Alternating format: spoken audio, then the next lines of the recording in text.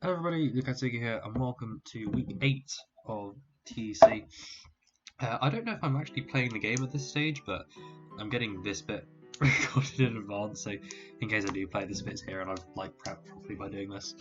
So we're going up against Matt and the Seattle Seismitoads, who just doesn't have a logo for some reason on the dock, even though he's had a logo for the past 3 seasons. So I just got a Seismitoad off the internet and it cropped off one of its bubbles for some reason. We're just going to have to live with that. So this game ultimately doesn't really matter because, one, as I said, it looks like I'm not even going to get to play it. It looks like I'm going to get a forfeit win here. Unfortunately, it also looks like Iraz, who's in 8th, is going to get a forfeit win. So it means that he's still going to get playoffs and I'm going to finish 9th for the 3rd consecutive season.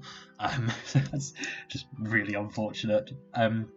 It's one of those where I don't mind not playing the game in that scenario because I wouldn't have had to 6-0 to get into playoffs unless Orton took a heavy loss in his game, which probably was not going to happen. He's playing Jake, so it's like they're very evenly matched, I'd say there. That one's going to be a close game. It's not going to be one where I get to potentially come in and take the playoff spot of 5 of them, and Jake's locked anyway, I think, because he's like 12 differential, he's like 13 or 14 differential above me. So what's ended up costing me here is basically the mega button mishap, which was very well documented, and then all of what was week 2.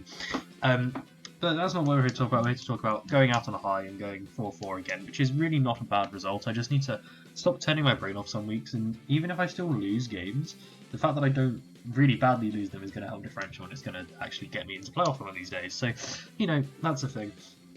And the thing is as well, I was never going to 6-0 this team. There's absolutely no way. Look at that team against me, and tell me how I switched into Inflate and Spectre AOL. I don't. So there's that. So Matt's had a really rough season. He's actually bottom of the league because he's taken 2 forfeit losses the last 2 weeks. Which is why I say I'm probably going to get a forfeit forfeit win this week. It's a weird one. I'm not quite sure what's going on with him, but that's what it is. Let me delete whatever this is. Let's do that. Okay, cool. So, getting into his team, what I think he's going to bring, Mega Tiancy is a massive threat. It gets Mystical Fire now, so it can hit Celesteela pretty hard. And just being mixed in general makes it quite difficult to switch into. My best switch into it is actually Florges, because I feel like from his perspective, he's likely to just go all in on special attacks with Power Gem, Moonblast, and then Mystical Fire. And actually, Florges will take all of that pretty well because of how especially bulky it is. If he runs mixed, it's a big problem because of the way I've brought Celesteela, as you can see there. I've had a little bit of fun with this one, but it's just a big threat. It's fast at base 110 speed. Thankfully, I have a Coco and a Mega Absol and a Starmie that are all faster, so maybe slightly discourages it there. It's a weird team build because I think he has 7 ones that are really strong here. As I said, it's 7, so he has to choose one to leave off, so it's going to be quite tough, or he could even just bring some random things I wasn't expecting. Slowbro is just a great pivoting one. It's his one switch into Galarian Zapdos that can actually take banded hits, and then it can just teleport around the Regenerator. Future Sight's quite good against because I only have the one Dark type. It can kind of rack up damage on Florges, for example, because it is going to ignore Protect, I believe. I think that's how Future Sight works. And then it can just do stuff like that. Scald's nice because you burn stuff on my team, and that's quite good for you as well. Kyurem is just a strong Dragon Ice type that can hit pretty hard. I think if there's any of the 7 that are most likely to be left off, it's maybe this. Oh, why this song again? Every single time. And I can tell you why it gets played. It gets played because it's actually on my actual playlist, because it's, an actual worded song, and I just imported the entire soundtrack for the season into Spotify for that. And I haven't bothered to remove that yet, but because it plays the most played stuff, pretty much. I think that's how Spotify works, so it's going to play that over and over again, because I actually listen to it otherwise. Anyway, Kyurem, because at 95 base speed, it gets outsped by everything on my team that's offensive, pretty much, and then it isn't going to 1v1 anything that isn't Swampert because of Freeze Dry, and unless it's physical. If it's physical, it can 1v1 Florges. But it's basically not going to 1v1 Celesteela under any circumstance because Heavy Slam will always just kill it. So I could see Kyurem being left off there. It's still really strong though, and I've still had to keep it in mind when prepping for sure. But Florges is hopefully going to be taking a lot of the especially offensive, the specially defensive role here, hopefully. But Kyurem's still a big threat. I used it last season, wasn't very successful with it through my own fault, pretty much. Inflate I really struggle with because of its coverage. I don't switch into fire moves the greatest anyway, outside of Swampert. So then the combination of fire and fighting just hits really hard, and then Inflate gets Grass Knot as well. So it's it's a you can't win. It also gets gong shot, so it can just destroy Florges as well. So it's probably going to be mixed. It's probably going to have close combat. It's probably going to have either Fleblets or Flamethrower. You could run either, and it's probably going to have gong shot and grass knot to really cover my team. And this it can break really effectively for him in this one, and it's probably the thing that threatens my team the most individually of any of the mons. Zarina is just a bulky grass type. It's a good spinner because he does need the hazard removal on this team for sure. It's outside of Braviary, it's his only hazard remover, so there's that. But I haven't actually really shown him massive hazard presence. I don't particularly see him ringing for that. And then a bulky grass isn't doing a ton against me. But he has a better thing to switch into Coco than Zarina, because obviously he could have brought like Vileplume to check Coco, which is a good check to Coco, but he just flat out has a better check to Coco than Zarina, so I don't think he'll go that better with it. And then it's never going to do any damage to Steeler. It will do damage to like Swampert and Florges, but like I really don't anticipate him going that kind of way with it. I think if he brings that, I'm okay. Drapion is a good Mega Absol check for what it is. You can run it bulky. It's got a really good defense stat, and it just resists it nicely. Like that, it can also threaten Florges with poison, but with poison hits and stuff, and it can do some good damage. It will live one hit from anything, and it can basically trade 1v1 with most things on my team, and that makes it quite scary, and it makes it a pretty likely bring in my mind. You can actually see it on the side of the layout there, because I think he will bring it. Because I've shown a massive willingness to bring Mega Absol, and also kind of have to bring Mega Absol here because of Spectria, so I think he will try and bring something that's going to check Mega Absol really, really well. Spectria is just a big threat. I don't have a bulky Ghost Resist. Like Mega Absol takes 40% still, so that's not a bulky switch in. Florges is actually a better switch in just because of how good its Spadef stat is, and obviously I can get burned and sub-burned and stuff like that and hexed and stuff with Florges, so it's not the greatest scenario there.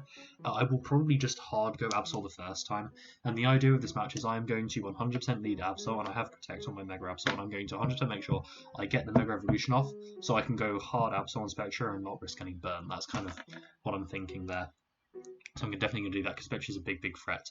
And if I can kind of very aggressively go Absol the first time, I think that's going to help me out quite a bit in this game.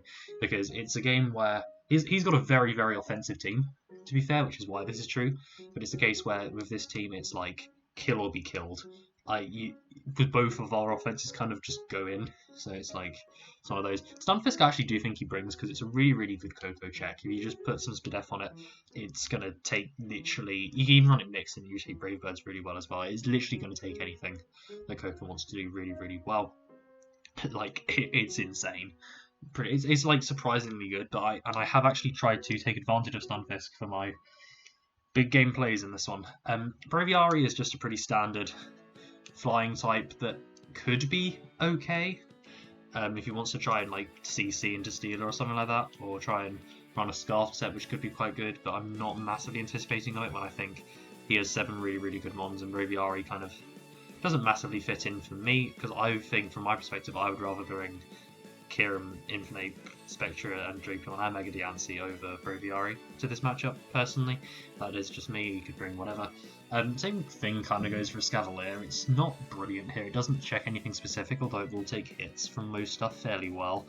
It does also just get walled all day long by Celesteela, so that maybe deters him from bringing it there. And then Swadloon, just being cut off slightly at the bottom, is a 2-point webs option, which is pretty decent. I haven't shown that much hazard removal over the course of the season, so we could in theory try and do that, and it would actually be pretty annoying, all things considered.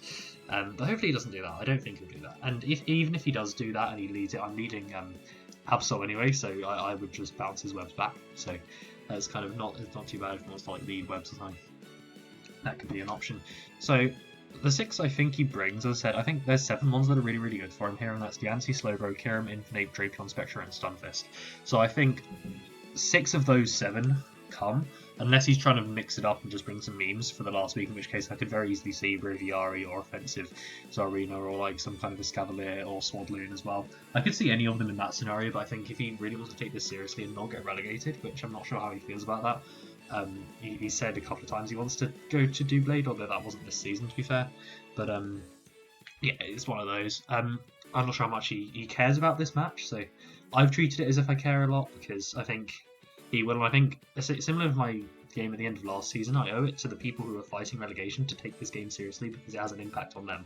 Like, I don't want to just like not care and then it impacts someone else. I don't think that's very fair of me to do. But if I get the forfeit when I'm not going to complain, pretty much. I've been quite busy this week, so. There's that, drafting for a new league. Ooh.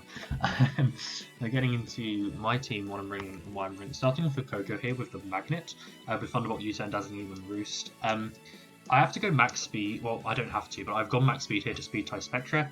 And max speed just in case something I need to do. Spectra's a big threat, so it's kind of there. The Magnet's just there because it guarantees a couple of OCOs on, well, not OCOs, but it guarantees an OCO on physically defensive Slowbro. It does like min 90 to Inflape as well, I think, and it does about 70% to Spectra. The difference between like leftovers and Magnet damage was actually fairly significant here. With T-Bolt, it means I take on Stunfisk slightly worse, but Stunfisk can't recover unless it runs rest. So I can kind of wear the Stunfisk down over time, and I'm not too concerned about that. Stunfisk is also not going to do a ton of damage back to me. It will probably two-shot with Earth Power. I haven't checked that, but I can kind of Dazzling Beam into it a couple of times and deal with that, and I can Roost and do stuff like that. So yeah, that's just nice. It's faster than a lot of his offense. Like Inflape, it's not. I feel like he'll bring a Scarfer, whether that's Inflape or Kieran or something like that. I think he will bring a Scarfer. I think Infinite makes a lot of sense because he can run Scarf to Infinite to be faster than Scarf Zapdos. So he may just go max speed Scarf to Infinite in this one, which is fine because it means I take it on better with this one. But then equally, like the Breaker Infinite is also good, so you may bring Scarf Kieran. I could see either. Scarf Kieran would one-shot Coco as well with Earth Power, so that's always something to keep in mind. Thunderbolt's just a really nice move to click. Once the Stunfisk is gone, I will probably click U-Turn when I'm in the game though, because we will always get that momentum. It's going to do a lot against Slow. It's going to do a good chunk to Slowbro at least as well.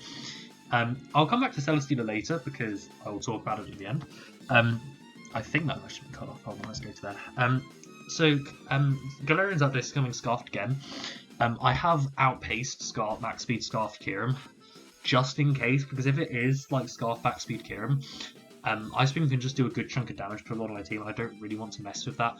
I do lose damage quite significantly in that. I think I lose a one-shot on Infinite because of that, and I definitely lose a one-shot on Spectra because of that. I think I may one-shot it if I'm adamant, but I'm going to get damage off regardless in this game, so I'm like, I don't really need to do that. No, I still one-shot Infinite, surely. I think it's Spectra I lost the one-shot on, but it's like, I come in on other stuff and I can Brave Bird, and this should be a later game option anyway. I can come in and do that. Close Combat's going to do a lot to Mega Diamante, it does like 80%, so once there's a little bit of damage off on that, I can Close Combat it. Brave Bird's not a two-shot on Slowbro. I think that's the other thing I lose in doing that, but it's probably not a two-shot anyway. Like, the thing is, unless it's banded, it's probably not a two-shot. It's like, Slowbro's just so bulky, you know? It's so bulky, and then Drill Peck's just there in case I don't want to take the recoil from Brave Bird, and Drill Peck's still going to get me the kill. Like, it still kills Infinite, for example, so if stuff's weakened, Drill Peck can be the click there, and it can actually win me the game in that scenario. Swampert has to come here as the Infinite check, because I literally have nothing else for it at all. Fully physically defensive allows me to take 2 close combats, and then the Rindo Berry allows me to take close combat into Grass Knot, just about. Although I think I live it on, like, depending on his spread, it goes between just and like, okay, I'm nicely living that. And then Flip Turn, if he goes for 2 CCs, will actually kill. CC plus Grass Knot won't, but it will be very, very close to dying. Earthquake is a nice move to just be able to click here. It does a good chunk of damage to Slowbro if I need it to. It does a lot to Spectria, or it kills Infinite, for example. I can do stuff like that. And then the rocks are really, really nice to get up here. As I said, his only hazard removal is Zarina, which doesn't have a great matchup here. So if I get rocks up, they're nice and they stay. And then rocks are really going to help me wear stuff down to get them within Coco Thunderbolt range, which is hopefully what we're going to want to do in this game. And then I didn't have a 4th move for a really long time. It was actually the last thing I've done there. I just put Toxic on there just because if he wants to repeatedly go Slowbro on Swampert for some reason, which I don't see why he would, because if you've seen anything about how I play Swampert, you know I just click Flip Turn. So it's like, why would you go Slowbro when you know I can just go out into Coco off the Flip Turn? But if he repeatedly does that, I'm struggling to break the team down or something, I'll just go for Toxic and start wearing the Slowbro down. So I was thinking, I probably won't click that. I kind of only needed the 3 moves here. I could have run that Liquidation, but I was never going to click Liquidation over Earthquake here. Earthquake's also going to do quite a bit to Stunfisk, which I think will come. This switches in the Stunfisk fairly well, because obviously I'm immune to the electric move. And then we've got Florges coming here, as I said, taking up the special wall in this game. So hopefully he doesn't run like mixed Yancey or physical Kieran, because that's really difficult for me to deal with, which he could do, he definitely could do, in which case I'm going to have to play his game a lot more offensively if he brings stuff like that. But I'm pretty confident in bringing like Mystical Fire and Yancey and stuff, and then in wanting to be like Ice Beam and stuff on Kieran, because if my Celesteela is more likely to be physically defensive here, because it checks stuff like, you know, Drapion fairly nicely and stuff like that, so there's all of that to work with. We've got Moonblast, Wish, Protect, and Aromatherapy. It's pretty self-explanatory. Aromatherapy is just there because I want the Scarf and Zapdos, and I can't run Protective Pads, because Stunfisk can also kind of be a switch into Zapdos, so or I flip turn on Swamp and I get paralyzed with Swamp or something. It's just there to make sure that static burns don't mean it. Static paras don't mean anything, because I don't really anticipate rocks being an issue to me in this one, so I didn't value Defog that highly. You can obviously run rocks on Stunfisk, but if both rocks are up, the rocks hurt him a lot more, so I would rather keep both sets of rocks up, whereas Aromatherapy I think would be a more likely click for me in this game, if we're talking comparisons here. And this team composition does mean I slightly struggle to switch into Drapion. I am aware of that, because yeah, I've gone with what I think is the better way to deal with the game. And Mega Absol there at the end. I'm bringing Iron Tail again. I don't know how this keeps happening, but it's genuinely the best idea here, because it one-shots Mega Diancie, which otherwise is a fairly decent switch into Mega Absol. I've run the speed to be faster than Mega Diancie as well, which means I'm faster than Non-Scarfed Infinite, I'm faster than Non-Scarfed Kieran. I'm faster than everything apart from Spectre, actually, which is annoying, because if this thing was faster than Spectre, or if I could run a Scarf on it, it'd be really, really great in this matchup. Knockoff is there for Spectre, it's going to do a lot of damage, and Magic Bounce means I can't be burned, which is huge. And then Close Combat, that's a lot of damage too. It does more damage to stuff like Drapion. It does more damage to like Stunfisk once it's been knocked off. And other stuff that's on the team I've literally forgotten. Oh yeah, stuff like Infinite is going to do up to 70%, I believe. Stuff like that, it just is solid. And Kieran, obviously, it's going to do a lot to Kieran. That's where we are with that. And then Protect is just there, so I can guarantee I get my Magic Bounce up on the first turn. I would not at all be surprised if he brings Cobbleberry Body Press Slowbro to this game as a way to deal with Absol, and he doesn't bring Drapion. It's like, if he doesn't bring Drapion, he definitely has Cobbleberry Body Press Slowbro to deal with Absol. If he does bring Drapion, he may still have it, and that's something I need to be aware of, because that's a genuinely good strategy, I think, trying to get rid of Mega Absol here, because the knockoff would not do much at all into the Cobbleberry. It would literally do less than half, so he literally just gets to regen off that damage after he kills me with Body Press. So we're not going to fall for that at all. We're not doing that, so I'm being very, very careful with that. I could have run like Flamethrower for Escavalier and Tsarina or something, but I didn't think that was massively worth it. And I don't think either of those are massive threats to my team, or massively likely brings. Personally, I'm way more scared of stuff like the Infinite, and I do live any priority hit from Infinite, from the Infinite from full, so that's something to keep in mind as well. I can do that. And then we have the Celesteela set here with Weakness Policy or Totemise, with Ironhead, Earthquake, and Megahorn, and with Max Attack Adamant. And essentially what this does is, the only thing, it's like something like Scarfed Infinite can go faster, and Scarfed Kieran can go faster if they're max speed, but I mean, Infinite would kill, Kieran wouldn't, so we're kind of there with that one, but hopefully those don't come, or they get eliminated or something. But this essentially here, and kind of the situation I was envisioning to get this in, is Coco U-turns into Stunfisk coming in, I go Celesteela, he thinks, what the hell is going on, do you not think I have an electric move? Goes for the electric, goes for like Thunderbolt into Steela or Discharge, and please don't para. He pops the Weakness Policy, doing like 50%. I also smize, I'm now +2 attack, special attack, and speed. And then I literally kill everything. Ironhead is obviously, I can literally go through the team and look at what I have. Okay, so Mega Diancie dies to Ironhead anyway. Slowbro doesn't die to +2 Megahorn, but I'm not setting up on Slowbro. So either Slowbro comes in and dives to Earthquake plus Megahorn, or I get to +3 off the Beast Boost after my first kill, and then +3 Megahorn's going to kill Slowbro. I just have to hit the move. Ironhead kills Kieran, it actually kills anyway. Earthquake kills Infinite anyway. Tsarina dies to Ironhead, unless it's very, very bulky. Drapion doesn't quite die to Earthquake, that's the thing I need chip on. So I could literally knock off plus CC into Drapion and die. and then that is enough for Celesteela to be able to do that. Spectra dies to Iron Head, Stunfisk dies to Earthquake, because it will probably be more death. If it is fully physically defensive, I think it lives. Earthquake just about, which would be very unfortunate, but you're checking a Coco, like, the move that's going to hit you neutral is like a Grass Knot or a Dazzling. Like, the things you're scared of are like Dazzling Gleam or Grass Knot, so surely you run Spadef in that situation, or even run like AV maybe, in which case you definitely have the electric move, so that's helpful for me. And then Braviary will die to Iron Head. Escavalier probably lives a couple of hits here, but as I said, Escavalier is never doing any damage to Celesteela, even if I'm not bulky, so there's that. And then Swadloon, I'd imagine actually Swadloon will die to Iron Head, I'm not sure though on that. Actually, it will die to Megahorn. Bug does not resist Bug. So there's that.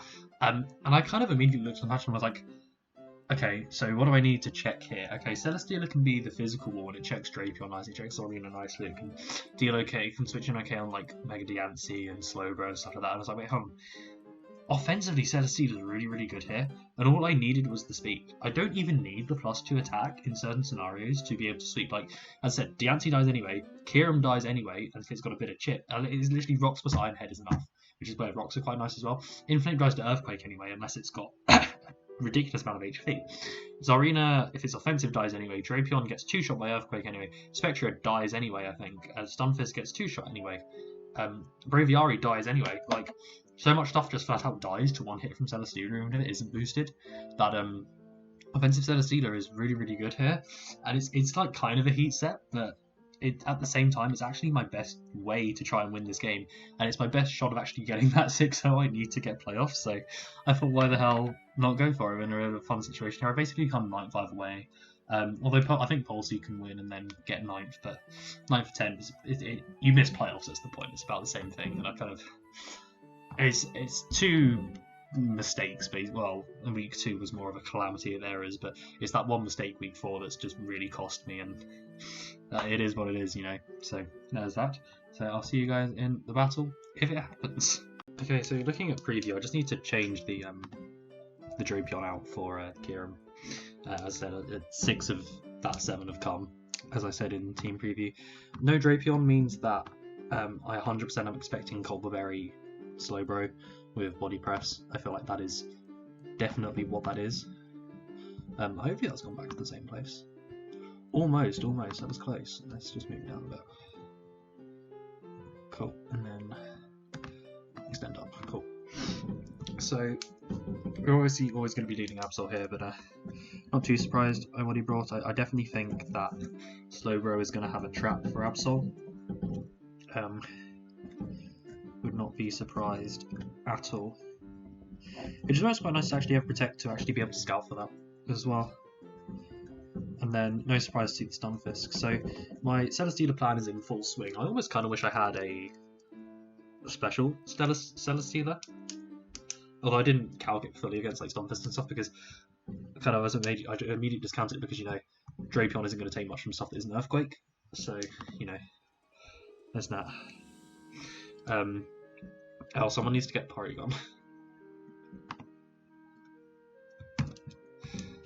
Let's get Porygon.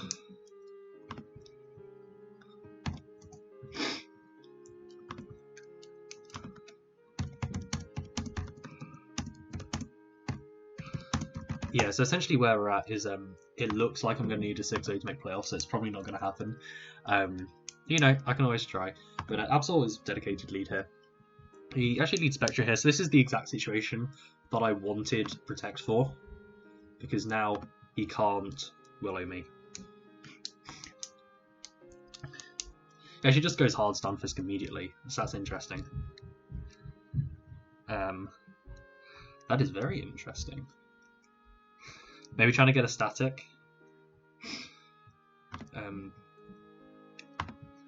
Interesting. Maybe it is physical Stunfisk then. Maybe it is physical Stunfisk. So he either doesn't have Willow on spec, or he just didn't want to take a knockoff anyway. I'm just going to go straight out into Swampert here. It's fine. He gets Rocks up, so he does that immediately, which is slightly annoying, so I will be taking Rocks damage throughout this game now, which is slightly unfortunate, but it is what it is.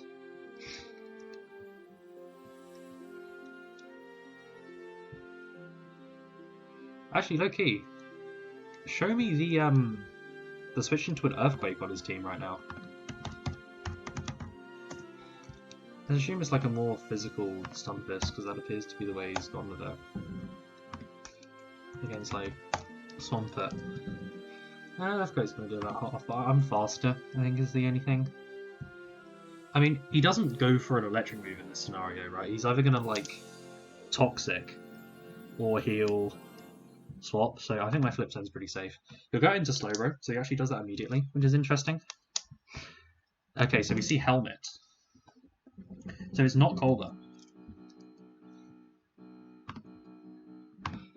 So if we have my Mega Absol against Slowbro, Knockoff is not going to kill under any circumstance. So we're not going to do that. And we're just going to go straight out into my Coco. Oh, one thing I didn't check actually. Let's get the electric terrain up against the Stunfisk with Steel. Okay, it's still not killing, we're fine.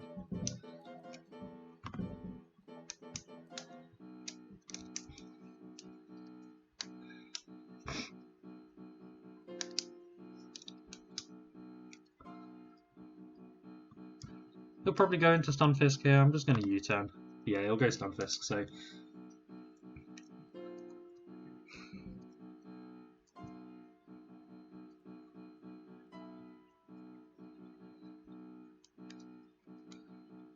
Honestly, I kind of just want to go Hard Stealer now and just go for it. Because this is going to be my only chance to get the 6-0. Is the thing, right? This is going to be my only chance to get the 6-0. But then, what are the chances of one of Infinite and Kiram not being scarfed? It's pretty damn low.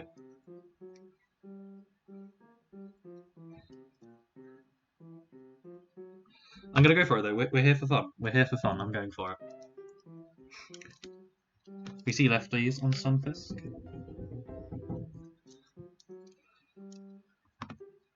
We're here for fun. This game literally does not matter, so... He does actually just swap. Actually get the Autotomize off? Does this kill? If I'm a Celesteela into an Infinite... It's a roll. It is a roll.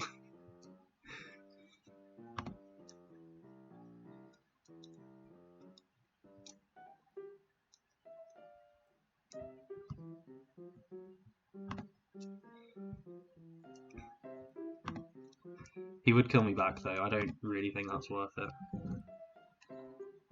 And there's a good chance he's faster. Like, Choice Scarf Infinite is faster. I'm pretty sure. Oops, that's only +1. Yeah, it's fast. Like, Choice Scarf Infinite is faster under all circumstances.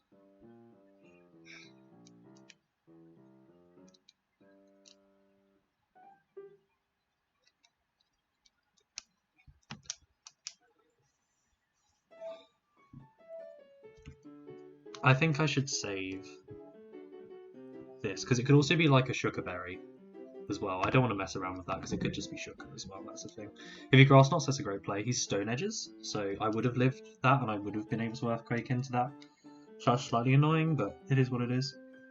You see Edge, which is interesting, because all the ways I thought he would run, Edge was not one of them. I didn't even know what that's for. What is that for? I'm struggling to run my own team, to be honest.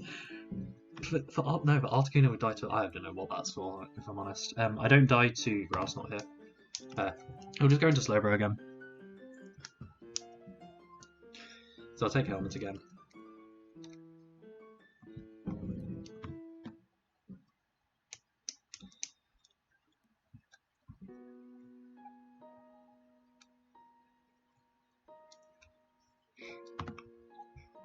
I just get to go out into Coco again here.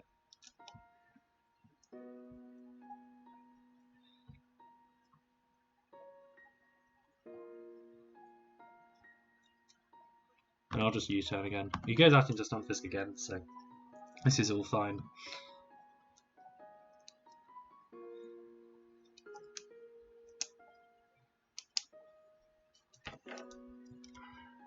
I'll go out into Sealer again, and I think I've actually just hard Earthquake this time.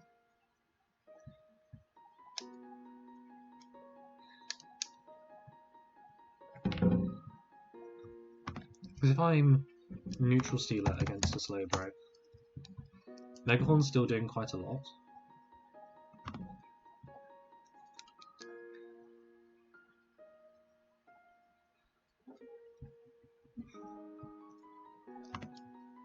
He goes Infinite. So this is, we're gonna see it live. So glad I didn't stay in last time. It's probably got a little bit of HP.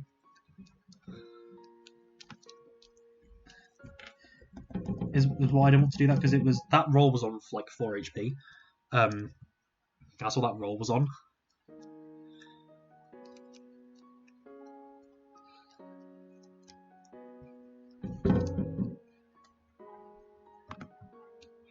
He actually will go double into Stunfisk here. That's okay. Now he has shown a repeated behaviour of going into Slowbro now. I'm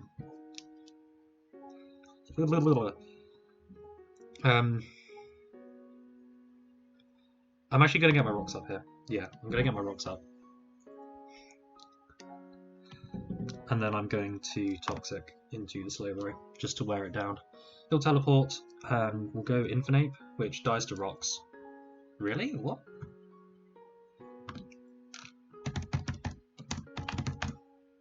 So yeah, he doesn't have removal either, so both rocks are here to stay. Should that have not killed? I swear it's meant to do 12.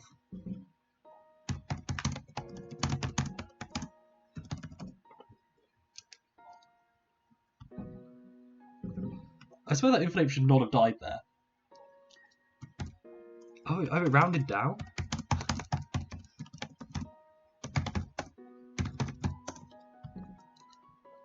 Oh, up rather. That's a shame from his perspective.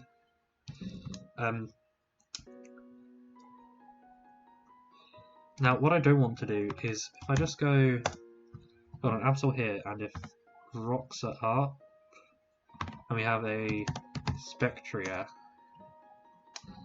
I don't want like his Shadow Ball to two-shot me with rocks. That is not something we're doing.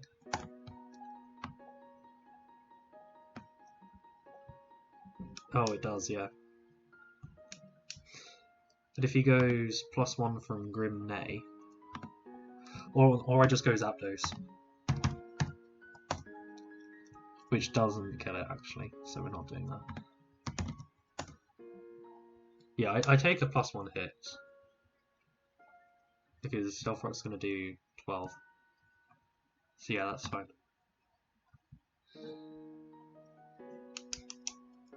I felt like he might sub.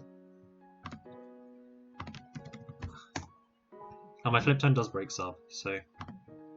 And Inflame's dead, so I'm fine doing that. They'll actually Taunt, which is an interesting play. I guess he didn't want to get Toxic. That's a very interesting play, actually. I wonder why he did that. Maybe just hard predicting... Oh, he probably just hard predicted Florges to come in.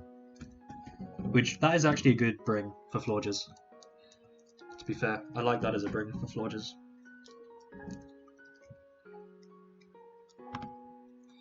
How much does Absol do to Stunfisk if it's more physical?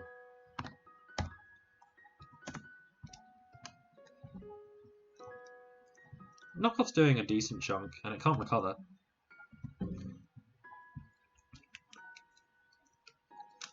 So I am... Actually, does a Florges Moonblast kill? Because he doesn't really have a good switch into that. It doesn't, okay. Spectria... Oh, that's Stunfisk. It doesn't kill anyway, okay. The other option I just go Zapdos, but Zapdos is actually going to do even less to Stunfisk. Which actually, I guess he is a more physical...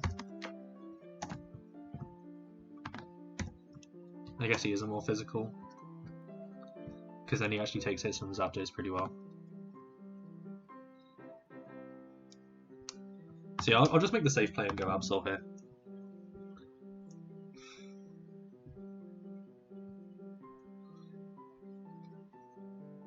And then I'll knock.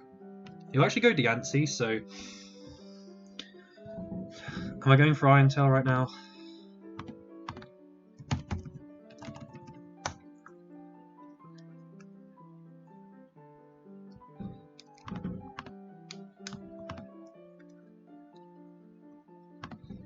So 61 to 73.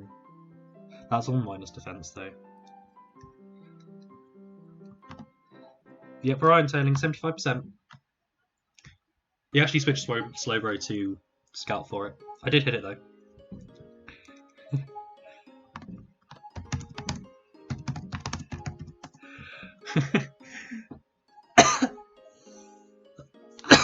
There's a nice Scout from him. Why do I have a second... Oh, there's still another game going on. I was like, why do I have a second Discord notification? I assume my knockoff is now going to kill the Slowbro. It actually still isn't. But it will after, like, Toxic.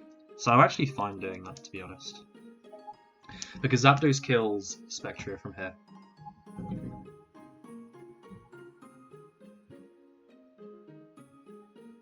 Yeah, I'll knock. It will live on 6, so it will die to Toxic if he attacks. And he just teleports, so it actually dies on entry. Oh no, it doesn't because regen. I assume regen doesn't go first.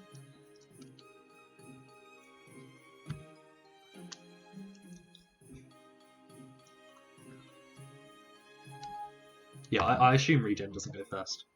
Sorry, I assume regen goes before the switching or anything. Yeah, it does.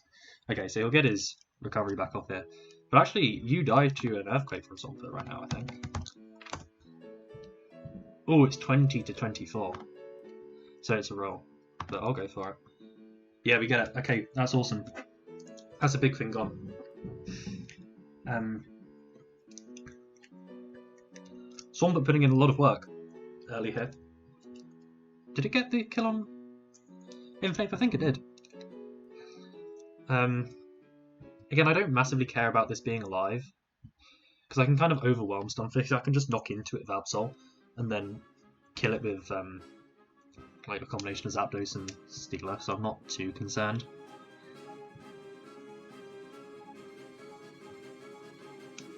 Our only issue is Absol now doesn't live like a +1 hit.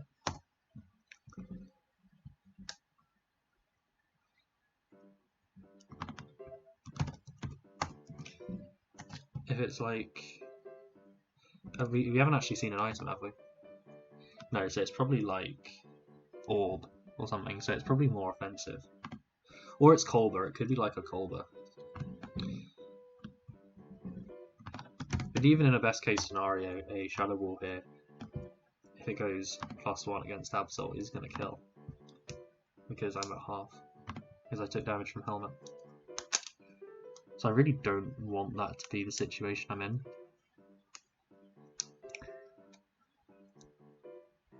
Florges is really, really good here though, so I don't want to do that either. What's my least useful Mon? It's not Coco, because Coco kills Diancie.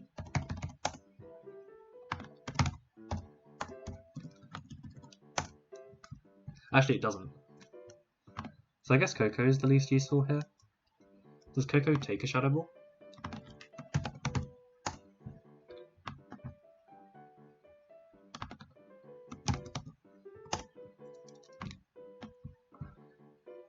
It takes max 76, so probably not.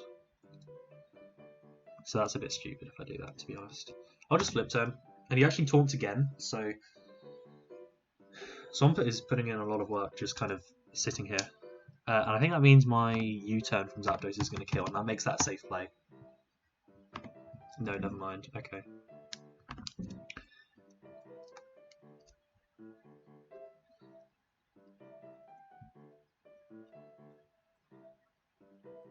I'm actually just going to go Florges and Moonblast, I think. I don't want to mess around with this. Yeah, it does kill now. Oh, good old classic Sonic music here. What else is dead? Imitate's dead. I'm just going to Moonblast here.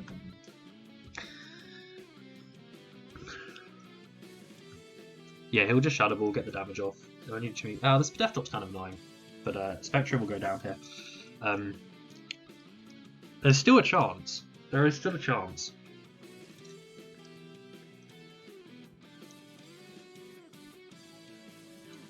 Never mind, I don't switch into this well.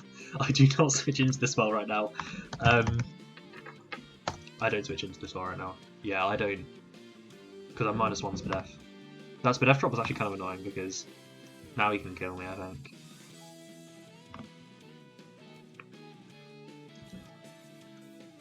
I don't kill him back. Yeah, I don't do enough back, so there's no reason to do that. Stealer actually low-key beats Stunfisk Kirim, is the thing. So I'm actually fine to sack something here. I'm actually going to sack Absol and I'll take 9th, I think. Yeah, I'll sack Absol and take... He actually doubles into Kirim, so that actually works out for me really well. I was actually just sacking Absol there. But it means I can close combat into this, and if he kills me and he's faster, he shows Scarf, and that's fine as well. But 2 close combats might even... I just kind of close combat till I die, I think, because it'll put Stunfisk in range of it just dying. Yeah, it does 35-ish. So yeah, I'll just close combat. He does swap. Diancie dies to 2. It dies to 1, actually. So that's interesting. Here comes Stunfisk. I could genuinely get the 6-0. You know, I could genuinely get this.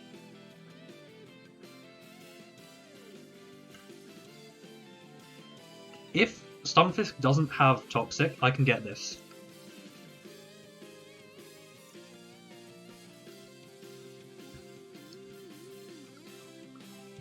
If Stunfisk just doesn't have Toxic, I think I can 6-0 this.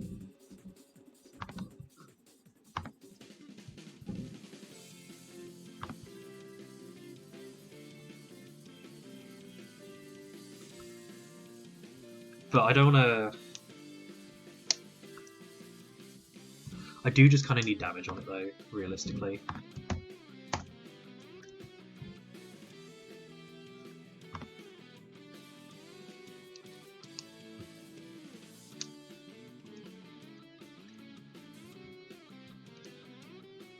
No, I'm going to go Swamp. I'm going to try and get this, you know. I'm going to try and get this. He goes Kirim, which will take rocks again.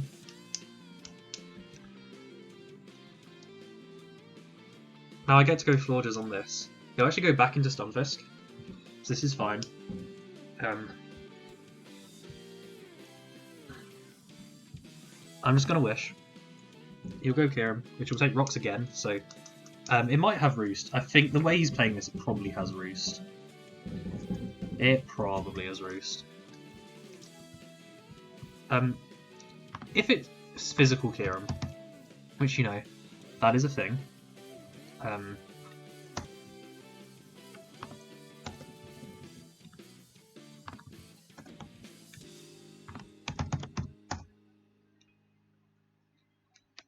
mean, if it is like fair play, I overwhelm Stunfisk and I still win the game. Like, I may as well go for this here. If it's not physical Kirim and Stunfisk doesn't have Toxic, then Florges wins against the last 2 here and I actually get the 6-0 and I get playoffs. Yeah, it's Earth Power. It's Earth Power. Oh, the Spadef drop's annoying though. Kirim goes down though.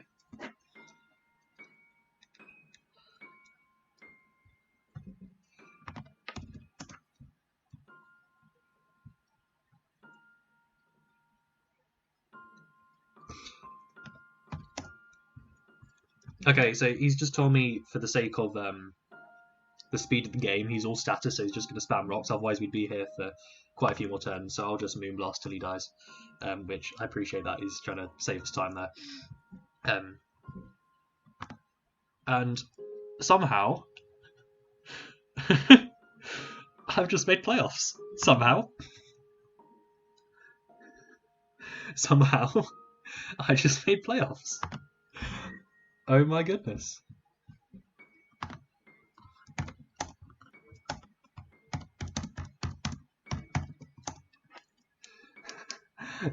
Wow. Okay then. So I will now see you guys back next week for playoffs. As you do. See you guys in that one. Jesus Christ, what is going on? Yeah, so didn't get to execute the Celesteela game plan, but I just absolutely outplayed him there, pretty much. Like, every play I made came off there, and that doesn't usually happen. Like, he could have killed Swampert multiple times, and I would have then struggled. I would have then been forced to go Zapdos and, like, Brave Bird or U-turn and, like, lose something else there, or Zapdos get static to something. Like, he could have attacked multiple times, and it wouldn't have been a 6-0, but he was trying to play it. Mostly, like, Taunt and Spec for Florges was genuinely very clever. And I just kept flip turning with Swampert, and Swampert really MVP'd there in the early game, just getting stuff done, and then Absol got in there, did some damage, did some really good damage, and then Florges was able to just win the game at the end. So I cannot believe that just happened. Wow. So yeah, I'll see you guys back here next week for playoffs. Jesus Christ. See you guys then. So there was an interesting end to all of this. So originally Iraz was just getting a forfeit. When I got the 6-0, we were all like, you really should get to play the game because it's really unfair for you to miss out because you weren't able to play a game and you get a forfeit win. So the legendary Orange stepped up to play a game.